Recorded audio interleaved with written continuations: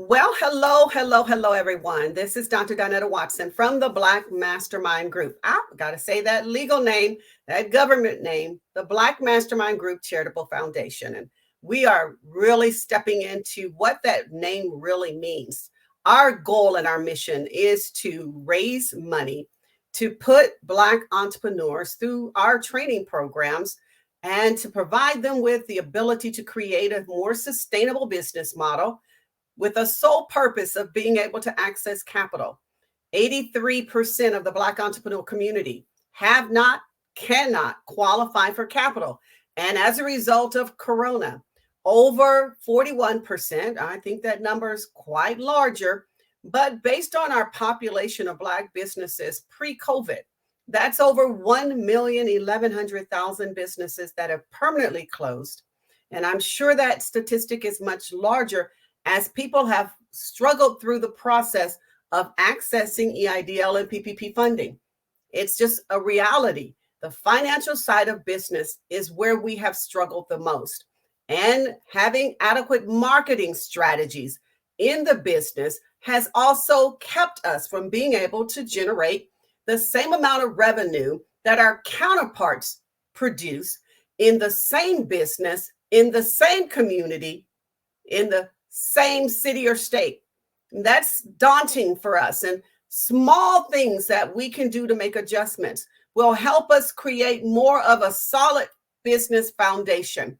And that's what we teach. And that's what we're here as we move forward and getting ready for our conference to give you insight and things that you can do, Black entrepreneur, to structure your business so that you have a fundable, because capital is necessary each and every step of the journey. You need to access capital to grow it from being just a solopreneur, a chief only operator, jack of all trade business, to one where you run the company and you have gifts, talent, skills, and ability within your organization to take it further. And so we're excited about the conference coming up December 17th, 18th, and 19th. Because some of our amazing experts are going to be able to share with you insight on things that you can do in the business.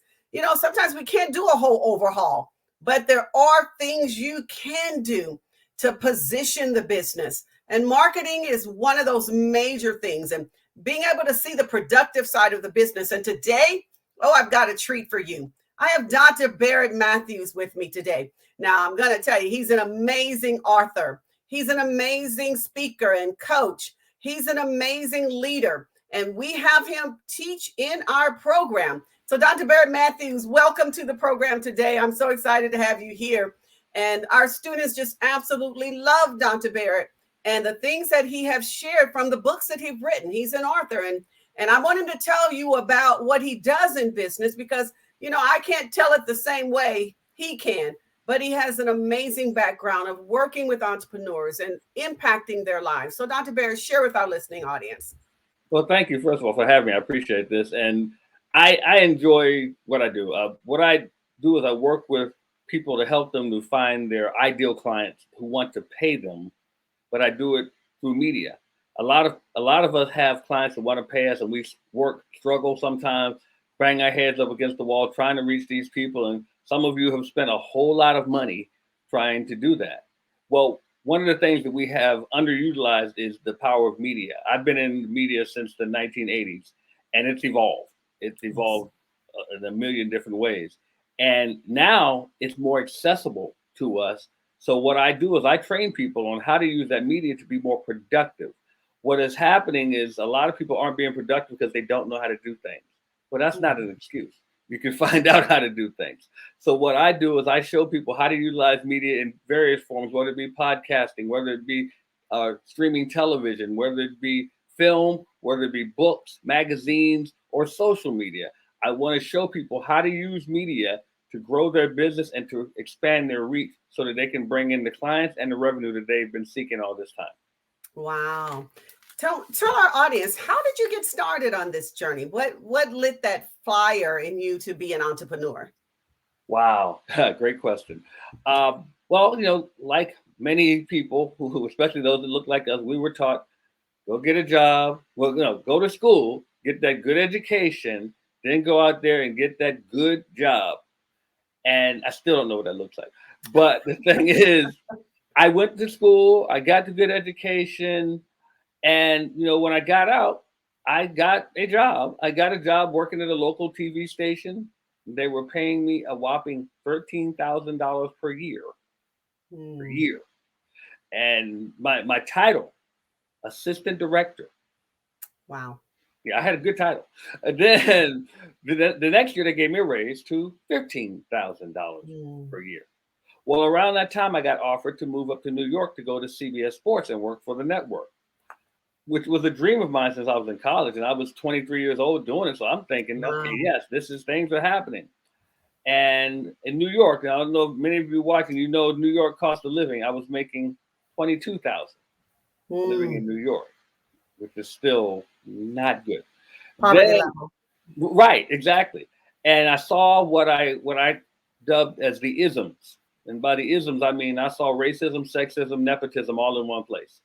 And I Yes. said, I don't like this. This is not good. But they said, well, we don't like you either if you don't like this. And they decided not to renew my contract because I wouldn't play the game. Mhm. And I got out of that. And I actually kind of a little bit later, I got out of media altogether.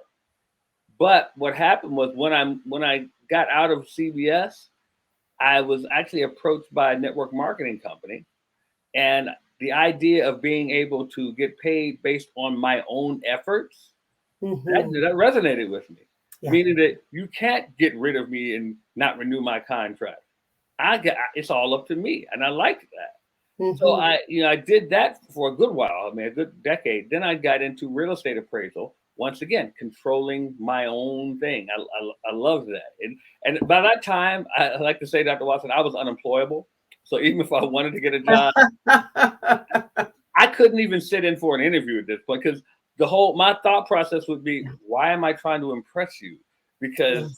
I know my worth, and that's one of the things that once it got me, I was done with the whole job thing. And then that's not to criticize anyone who is working a job. I mean, I Mhm. understand we all have a means to an end that we have to do. But I don't like when I hear people say, well, everybody can't be an entrepreneur. Well, yeah, they can. At Yeah. one point, that's all we were. Society, yes. Everybody worked for what they Yeah. produced, what they killed what they ate, Yeah, produced how they exactly. lived. Yes. Everybody was at one point, so you can. It's just that you choose not to. I'm not criticizing you for not doing it, but you can. And so the thing is, once I was bitten, then what it allowed to happen, and I pray this to happen to any of you who are thinking of doing it. It allowed all my creative juices to flow, Yes. Yeah. and now I get to think of all these different ideas and all these things I want to Mhm. implement and all these things I want to do that were pretty much lying dormant before because I was caught up in the corporate structure. And Yeah. now I get to just expand my thinking and think of different things and work on different things and work with various people. I mean, let's face it, if I weren't an entrepreneur, I would have never met you. Indeed. I would have never met you either Right. on this journey. And I'm so grateful that I have. And you shared some things that are really important because oftentimes people don't understand how important it is to know where your giftings are and to really identify what can be created from those gifts and talents and abilities you've been given. Mhm. We all have them, Yeah. everybody. At one point in time, someone would tell me, I'm not creative. I've been given an abundance of gifts and an abundance of talents, but I've used them all, and because I've used them, they've expanded. And I think that's when we begin to start operating in our gifts, then the creative ability that's on the inside of us just Yeah. releases. And then Yeah. we find that we can do so many other things. And when you're operating in your gift, you don't get tired physically. Right. Right. So you can Right. do a lot more because we're Right. not stressed out. We're not dreading going to that office every day and Right. working with them crazy people and dealing with those ridiculous rules and policies. And Yes. you're able to create your own structure, and it's freeing and liberating for your gifts and your talents to expand. I think that creative side of us begins to open up more when we're Exactly. in control of our own life. The first thing God did was Yeah. create. And then he said it was good. Right. He created. That's the first thing. In the beginning, God created. So Yeah. he created, and then he created some more, and he created some more. Like you said, he said it was good. And he created us in his image. So if we're in his image, guess what? We're We supposed create. to create. Yes. And step back and say, the work that he's given me to do in my hand is good. That's it. Yeah. So thank you for sharing that and opening up that. That is something that is a separator from people who have stepped out and become an entrepreneur. We're not special people. We are different in that we've identified the gift, the talent, and the ability that's within us. We identified it is from God. It is not of ourselves. No. And because we've operating in that, this is a gift you've given, and he requires more than what we bring to the table. He always expands us so we can do more. Yeah. That I think that's the difference. And we want people to understand on this journey that you don't become an entrepreneur and not bring all of yourself into the journey. True. Yeah, I just had a conversation with a young man just the other day, and he was involved in 3 and 4 different things. And that is the trick that we get caught up into oftentimes, that we do things that are not in alignment and in synergy with our core, the very core of our gifts and our talents and our abilities. We begin to do a lot of things that generate money, but it isn't in alignment. And so therefore, over time, it overwhelms us. And we end up walking away. And so that's an analogy I see in our community, that we will come to the table with so many things that we're doing. And you can't be excellent and superior in all things. No. Yeah. No.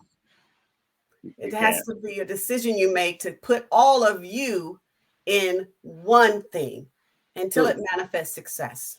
What is your thoughts on that? Well, I mean, we have many gifts. We have many gifts. We're not limited to one gift. But like you were saying, you have to work at something until you master it. And once you master it, it allows you to open up to do various different things. But you have to master that one thing first. And a lot of people say they go to school to learn. Well, the purpose of learning is not to get knowledge. The purpose of learning is mastery. Once you master something, then you can move forward. I get not a lot of criticism, but probably some people that push back when I say this. And then you've heard a lot of people say, I read a book a week. I read a book a week. And I always tell people, I don't like that idea of reading a book a week, because if I ask you at the end of the year to tell me about every book, you can't do it. Yeah. Because you haven't mastered any of them. You've only just read them. You might have gotten a little bit of it, but how about reading that same book every week? By the end of the year, you will be a master.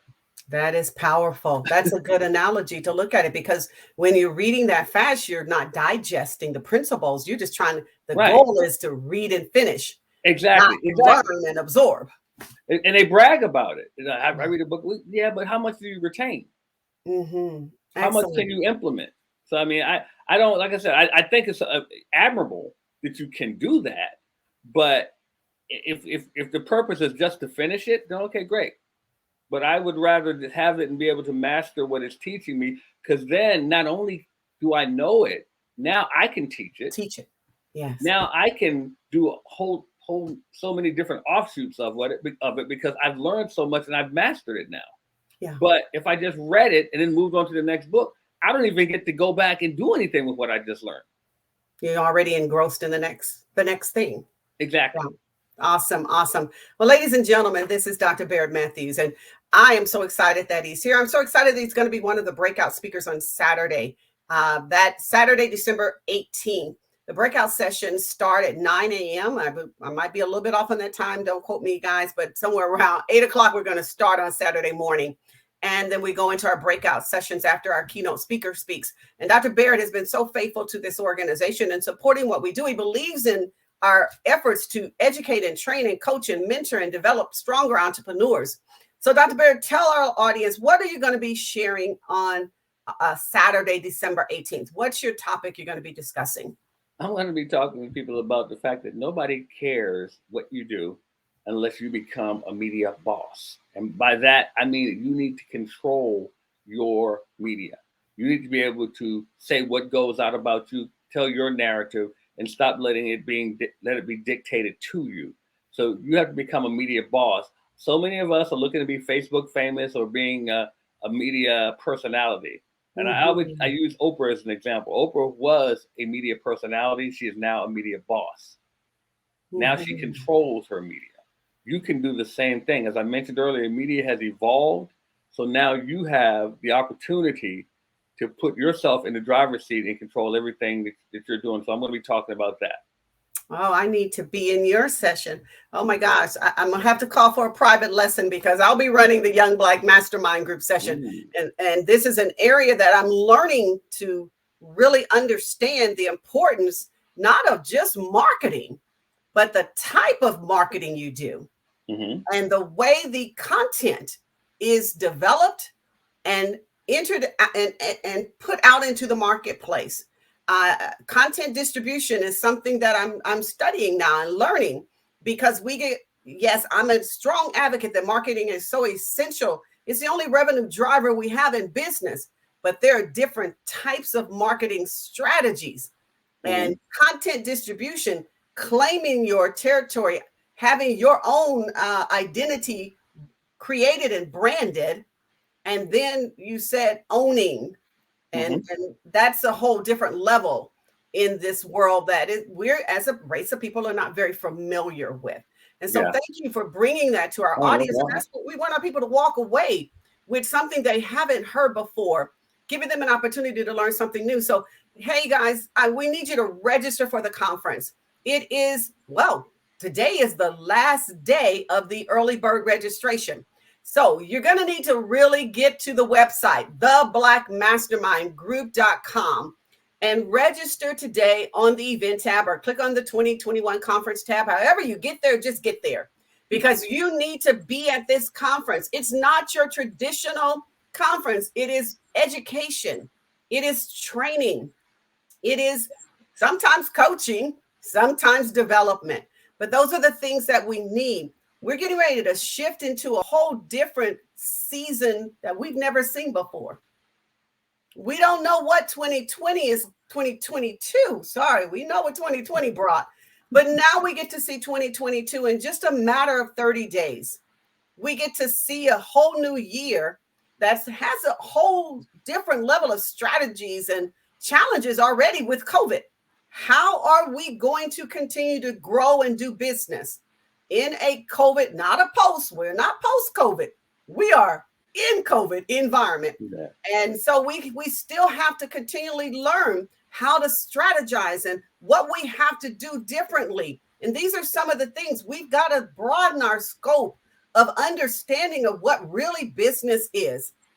That's what I really hope that we can get out of this conference, what business really is. And so again, ladies and gentlemen, today is your last day to register for the early bird. Tomorrow, prices will be $59. We've held it as long as we could, but tomorrow the price is $59. Get out to that website, register, tell your friends, remind them today is that day.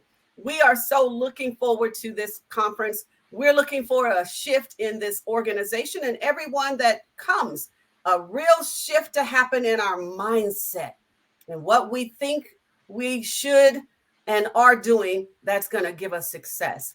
So thank you, Dr. Barrett, for being here Thank today. you.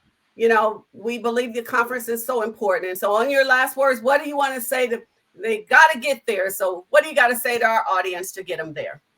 Well, if you don't get there, all those gifts we talked about, that God bless you with, you're letting them go to waste. So we urge you to actually honor God and be there. You know, Dr. Barrett's a no nonsense person. So I can't wait till we can actually bring you back and talk about no more excuses. Why haven't you gotten it done? And so these are some of the principles that he lives by, and it guides how he operates as a business person. No excuses, just get it done. And we appreciate that because we have to hold ourselves accountable. And oftentimes we don't know how.